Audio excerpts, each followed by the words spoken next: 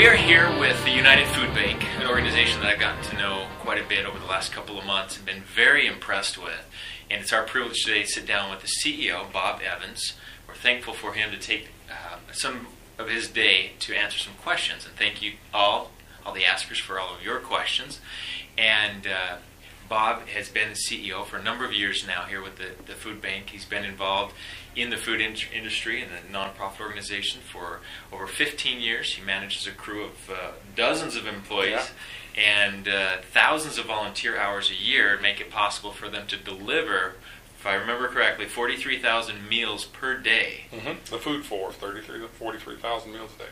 Amazing logistical. Some people might call it a nightmare, but we're going to talk about how you do it. Sure. And there's a lot of great questions, and so let's get right into it. The first question: I saw that Charity Navigator ranks United Food Bank 11th in the nation and first in the Southeast for its efficient use of funds. How did you accomplish that? Well, it's just part of what we do here. We very much believe in donor stewardship, and its efficiency and transparency are the two main things. So we work very hard at holding cost and doing it as getting as big a bang for the donor dollar as we can, and being as transparent to the world as we can. Terrific.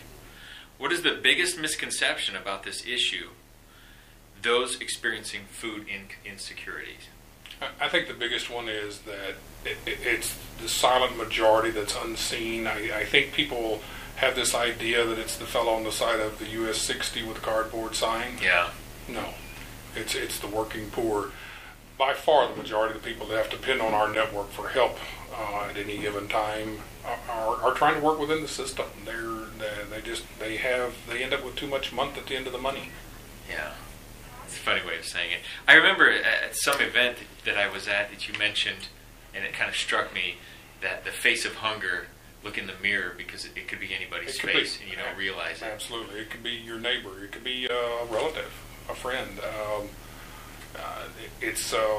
It's a very pervasive and all-encompassing situation, and there's a biblical term there, but for the grace of God go I. So it could be anybody.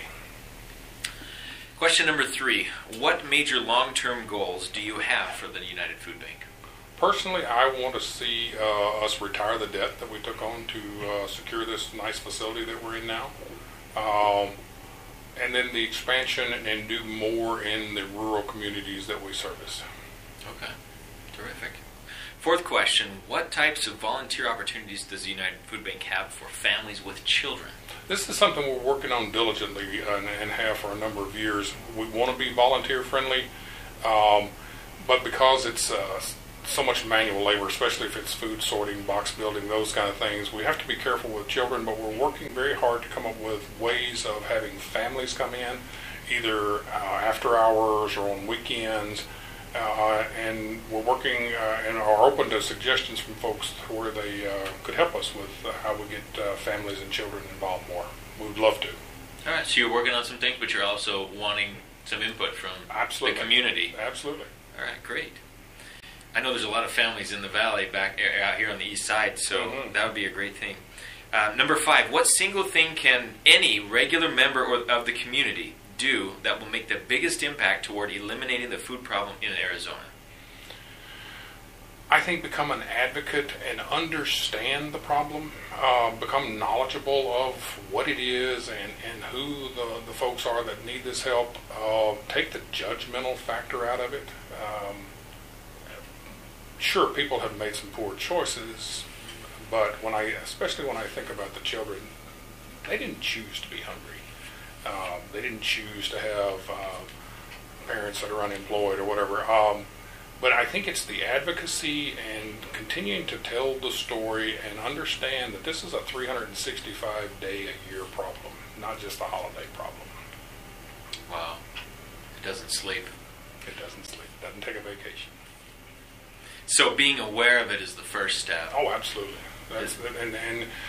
And understanding some of the programs, some of the federal and state nutrition programs, and advocating for their on behalf of the silent majority that some of these things stay in place and are strengthened. The SNAP program, the new name for the food stamp program, WIC for women, infants, and children. those safety net programs need to be secured and, if nothing else, improved. Okay, great. Number 6 says, what have been the most significant changes you've experienced over the past 16 years? There's been a lot. There has been a lot. And unfortunately, the biggest one is the fact that we've had to grow. We never do meet all the demand, and it can get inside one's head if I ponder on who didn't I get to today. So unfortunately, it's the fact that we've had to grow to keep up. It's mind-boggling, the changes that I've seen in those 16 years. So the growth has been quite a challenge. Mm-hmm. Yeah. And I know you mentioned a little bit earlier the debt that you're trying to pay off for a new facility. Would that be part of what you're talking about? Oh, yeah. All right. Number 7, is there any one memorable activity or operation that stands out in your mind where you really knew you had made a difference? I think the most recent one was our efforts to help out with the wall of fire up north. Okay. Last summer when those areas were devastated and people were forced to leave their homes and their businesses, and so many of them lost their homes and their businesses. Our impact up there and helping them to stem that, bridge that gap and get in there, I think was one of the more memorable ones, at least of recent memory. That's great. I think a lot of people think, with the fires and things, Red Cross, and emergency victims, and of course the firefighters and all that. All of them. I mean, it's a food team. bank, I would think, maybe doesn't come top of mind to people, but I can see how important that would be. It's a team effort. Yeah. We reinforce, we work through ASVOED, the Arizona Volunteers for Disaster, and are a team player, but getting food up there and reinforcing our partner agencies up there because they were being swamped by folks who were being without. So I think our relief efforts up there was one that we were very proud of. Made quite a difference. Yeah. Good. Well, that helps you sleep good at night. Oh, knowing yeah, that absolutely. You made a difference. Yeah, absolutely. What types of events draw the most volunteers for your organization? That's a good question. I think, especially if you look in the bigger scope of volunteers, to me, when a school or a corporation is running a food drive, that's a volunteer activity. It may not be on site. It may not be here packing boxes.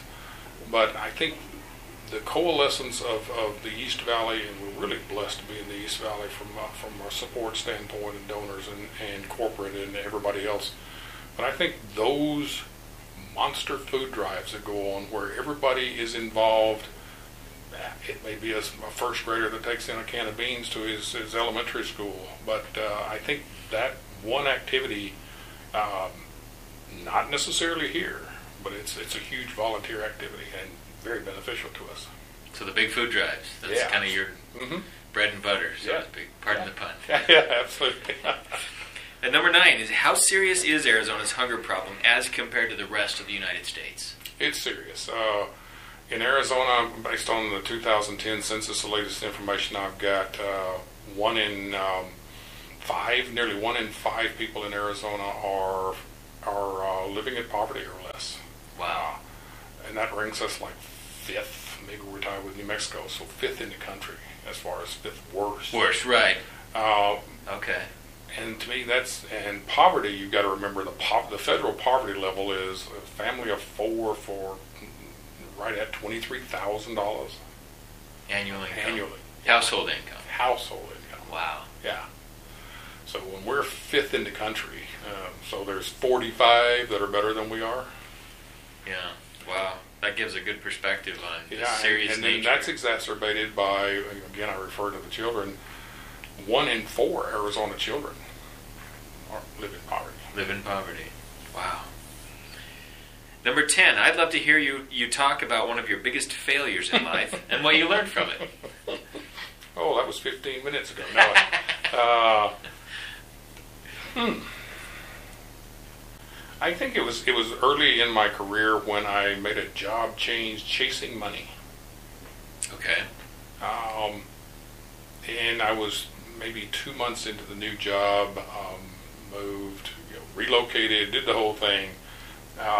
Was drawn by the extra greenbacks, and it was a miserable miserable experience. I could not get out of there fast enough. And I think the lesson for me was it's not always greener on the other side, and really do some soul searching before you make some of these life-changing decisions.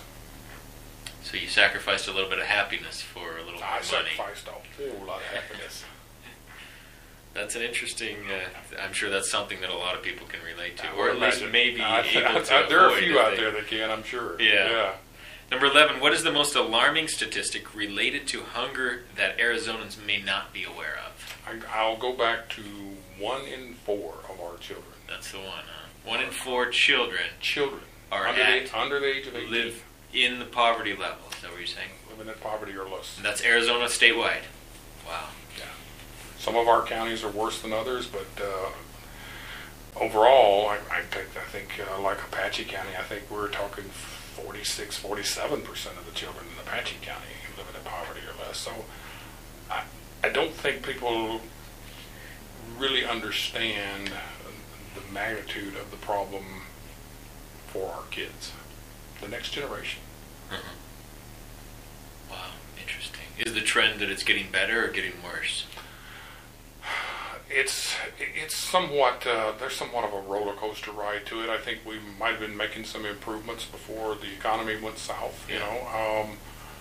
But in my 15 years, it's held fairly constant. That we make strides, but then the population increases, so the percentage stays the same. So sometimes the numbers are actually bigger.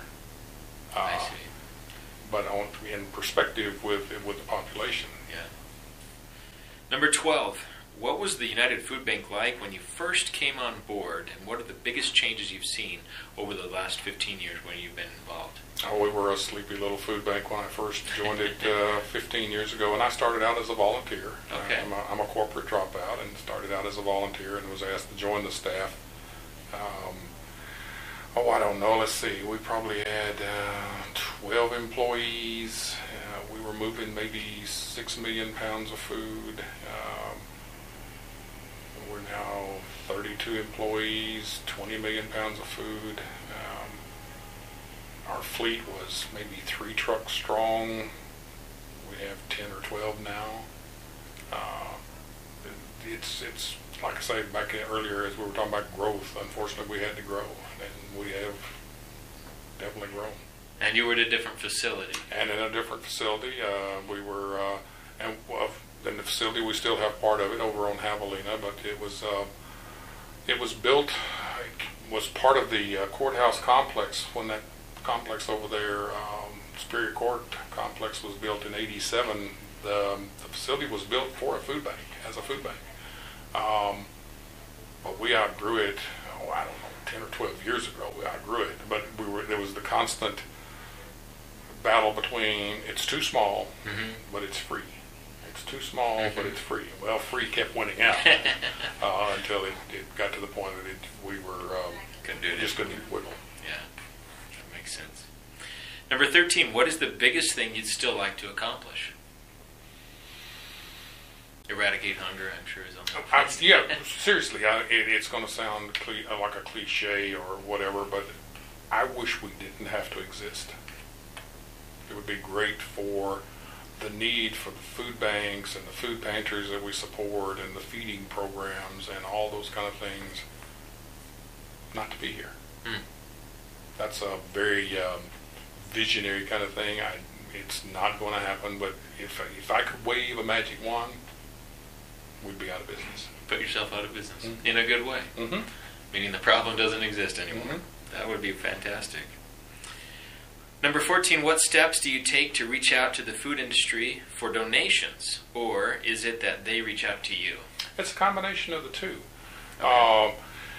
The Southwest, and especially where we are, we're not blessed like some of our sister food banks, especially east of the Mississippi, where there's big food manufacturers and like that. So a lot of our work has to be done at the retail level.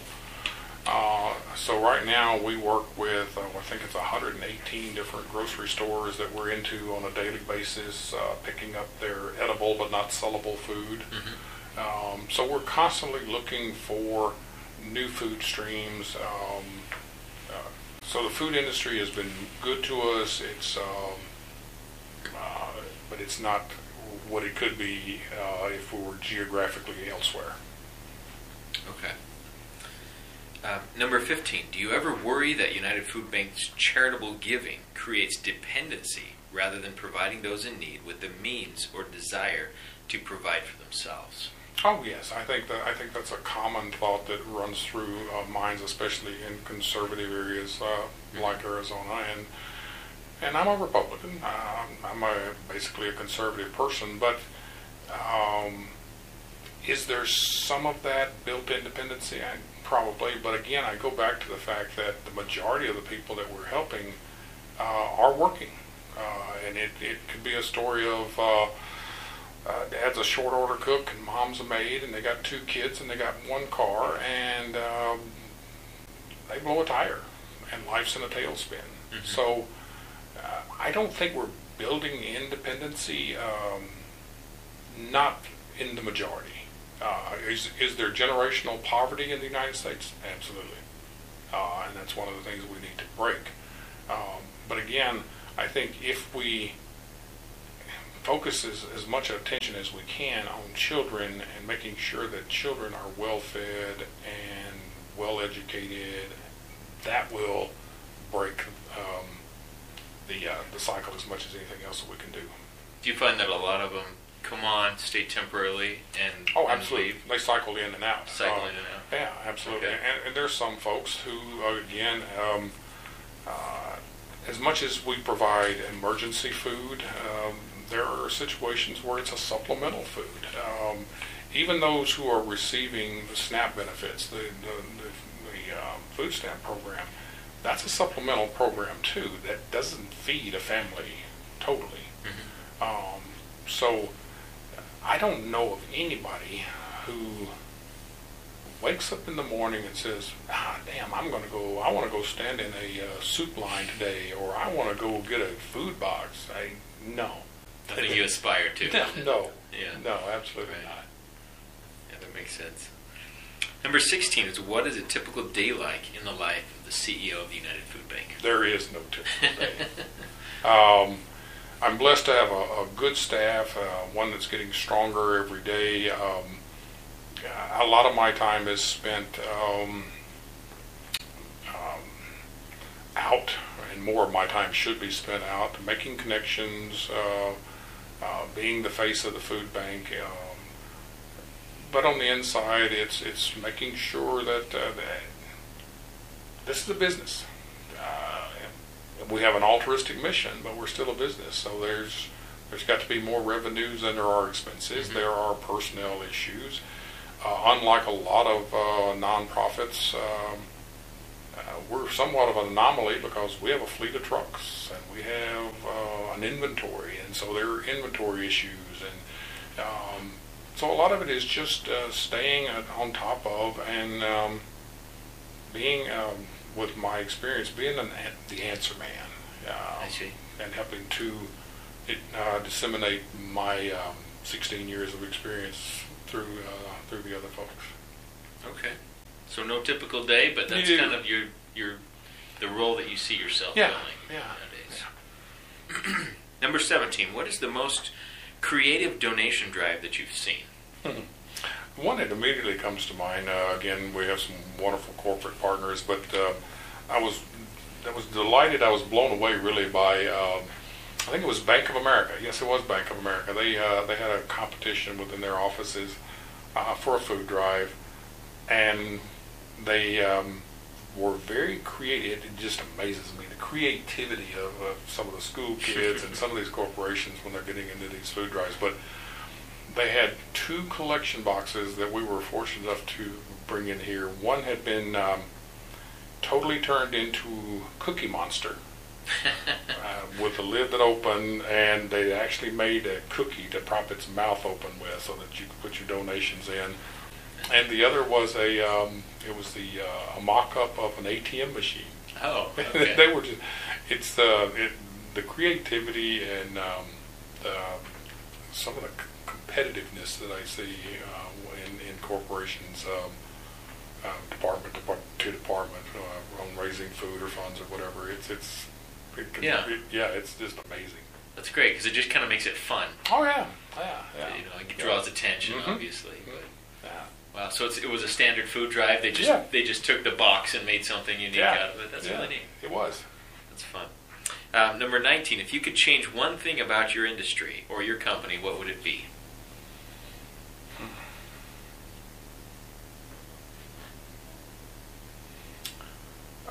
More and more attention and awareness to the plight of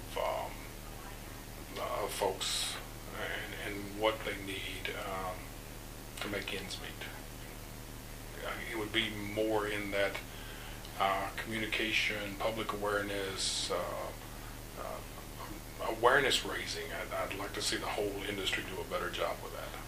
Okay, and from what you said, it almost sounded like you were speaking more toward the human element of the food challenge. Yeah, absolutely.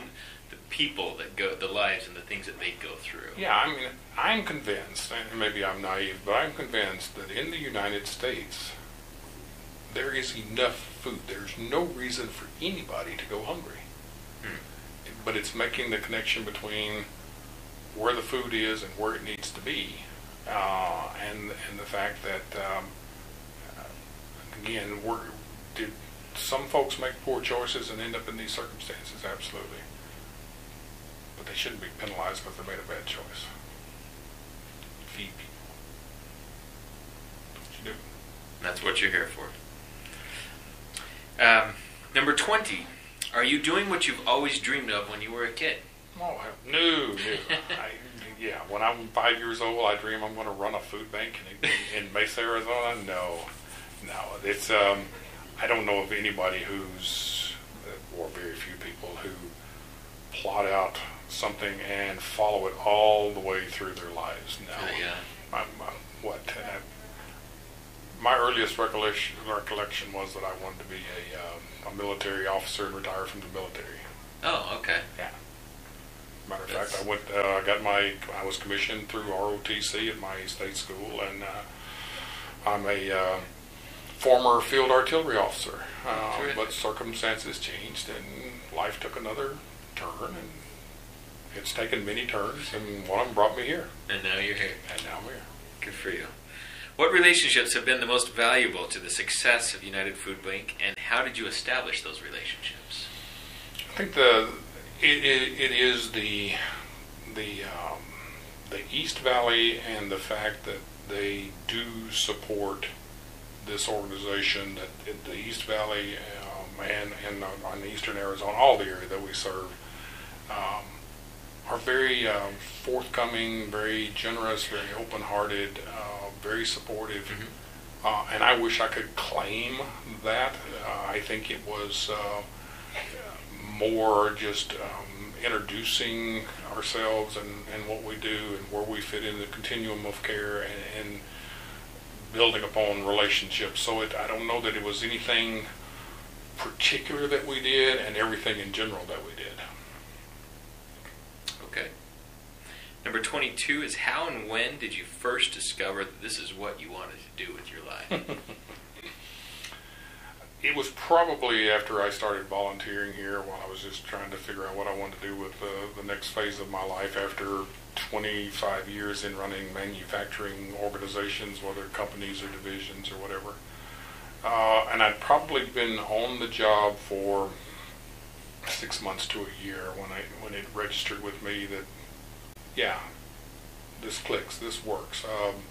Early on in my life, I got caught up in the whole male thing of the next job, the next promotion, the bigger house, the cars, the boats, that kind of thing. And I've been fortunate to be married to a wonderful woman for more years than she wants me to announce in any kind of public setting. And my wife is an educator and always has been. And when I was in manufacturing, I was good at what I did and I was pretty well compensated, but there was always something missing, and I didn't know what it was. And I'd look at my wife, who never made any money, worked hard, but loved her work. And after joining the food bank and getting involved in what we do, that missing piece finally fell into place. It was, yeah, I'm somebody that I'll never see, that I may never see, that I may never meet. Ate. They had a meal today because of what we did. So those days when trucks break down and grants don't come through, and I'm driving home going, I'm not going back tomorrow. All I've got to remember is that, again, somebody that I'll never meet ate. They had a meal because of what we did today. Making a difference in people's lives that filled that void for you. That was what was missing. You mentioned earlier you were a corporate dropout, which I thought was kind of a funny term. What was the contrast between the corporate life and the life here at the food bank? That's a question that I have been asked often, and maybe it's because I moved from the corporate world to food banking. I didn't find that much of a change. I don't have stockholders to worry about. But because we are an anomaly and we are a business, and we have an inventory and we have a fleet and we have things that I had grown up with all my life, it was just the mindset of what I was doing to what I'm now doing, and it just wasn't that big a switch for me.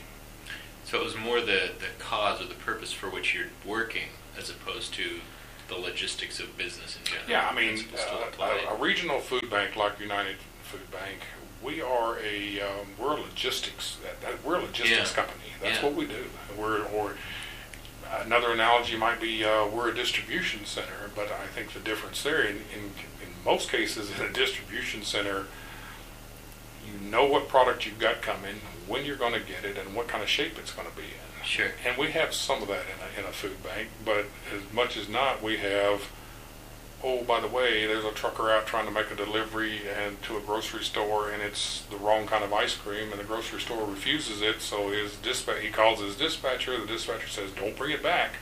Find a food bank to donate it to. So we'll get a call that says, hey, we got 17 cases of chocolate ice cream. You want it? Absolutely. So it's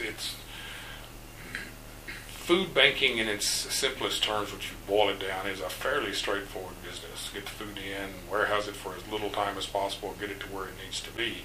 It's all the moving parts that make it a little bit interesting. Yeah. And you guys are good at logistics. That's what we do. Number 23, what are some of your favorite hobbies and pastimes? I like to read.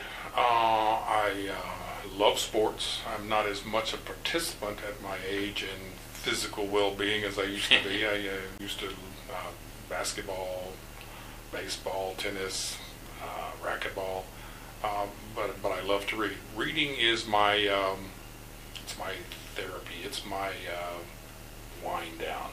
There's a book on my nightstand every night, and it has to be chapters because I want to read a chapter or two and stop. I'm not like my wife and daughter who read till they're done. So it's I love to read, and that and sports. What types of books? Are they business books or novels? Any kind. Any kind. You like a good, well-rounded. Yeah, I'm not. Like I say, I'm not one to. I don't want to be taught. So more of mine are. The James Pattersons, the Tom Clancy's, it's the mysteries, it's the whodunits, and those kind of things. Yeah. Great. Yeah. Cool. And the last question, number 24. What was life like growing up for you? Life was outstanding. I grew up in, I'm a Southern boy. I grew up in Middle Tennessee, up on the Tennessee-Kentucky border. Went to high school in the 60s, so it was the whole... all that was percolating, but life was fun. My family was, we were probably poor, we just didn't know it. We were always clean, we were always well fed, we always had a garden, and my mom did a lot of canning and preserving and things like that, and every summer I was dragged to the blackberry patch to pick blackberries, or the apple orchard to pick apples, and in the summertime I was... pushed out the back door and told where the garden hose was if I got hungry or thirsty, and I'd be called for lunch, and I'd be called, or where I came from, dinner and supper, and the rest of the time we were gone. We were out. And I think that's missing today. I look at my grandkids and all, and for them not to have, for us not to be comfortable enough for them to have that freedom to get on your bike and ride somewhere, and I pick up sandlot baseball games, and, those kind of things. We would play until we were called to meals, then we'd go back out after supper and called in order to get a bath, go to bed. Otherwise, we were gone. We were out. Good fond memories to draw back on. Yeah. Yeah. Wow. That's great. Well, wonderful. We sure appreciate your time. No, thank you. And you run a great operation. I've been very impressed. The more I get to know about United Food Bank, the more impressed I am. It's a great organization. I'm very lucky and blessed to have wonderful people that I work with, great organizations that we support, and great people that support us. And all I kind of do is just kind of keep it on an even keel. Oh, I'm sure you do more than that.